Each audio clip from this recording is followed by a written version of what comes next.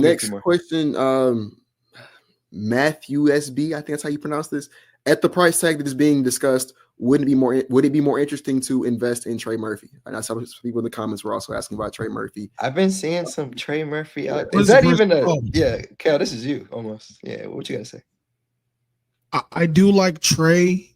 To me, he's like an upgraded version of what Rockets fans think Jabari is in terms of that super lengthy, two-way guy.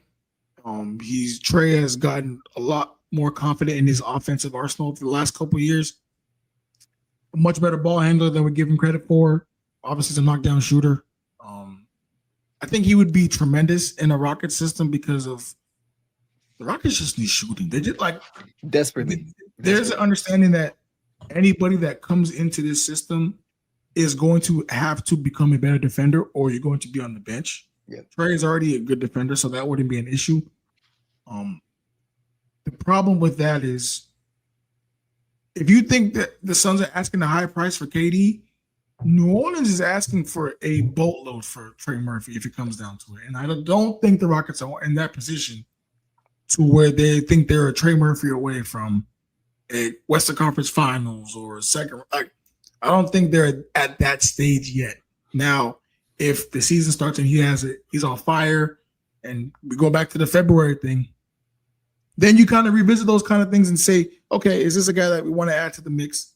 But at this stage, at this juncture, I'm not looking to poach guys off of a New Orleans team right now. I'm just not if I'm Houston. There are better things to do with my time and my resources than to go see what's going on in the Big Easy. Go ahead, Will. So I don't know how reputable this source is, but this was like the aggregated alleged trade package that they wanted for Trey Murphy. It was a veteran, a young prospect, and multiple first-round picks, which multiple probably sounds about right, especially considering the Desmond Bane trade that happened Sunday.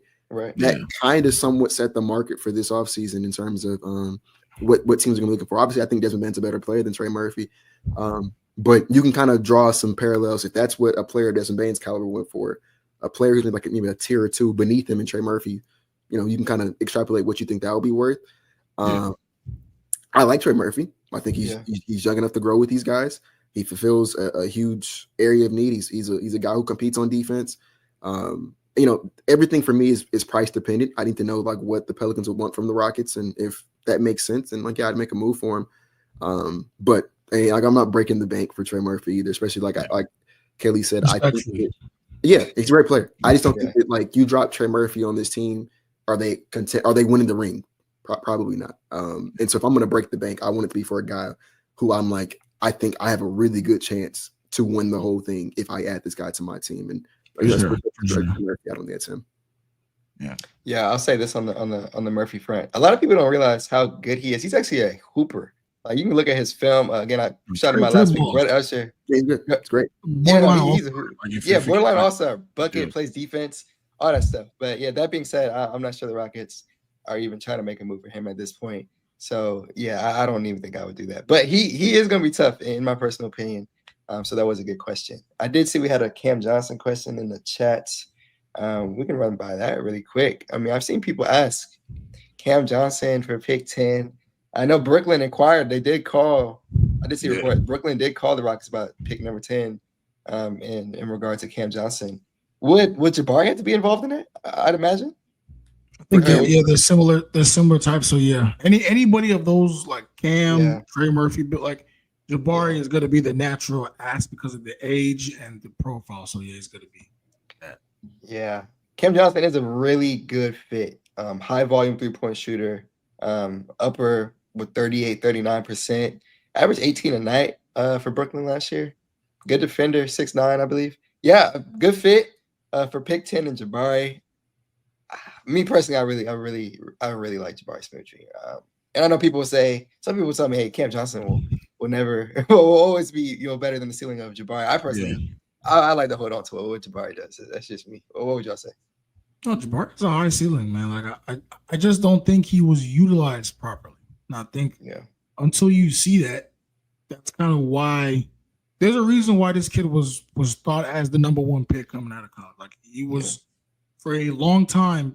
A lot of decision makers thought that this was the best prospect that come out of college. Now, obviously, we saw what happened with Chet. We saw what happened with Paolo.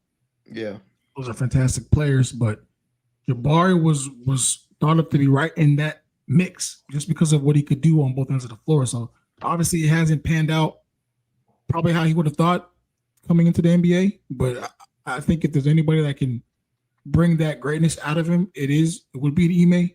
But you got to play him. Like you can't just stash him at the end of the bench and say, "Come take 3 shots a game." It's not going to happen that way. So there needs to be a plan for him to actually get legitimate touches and development.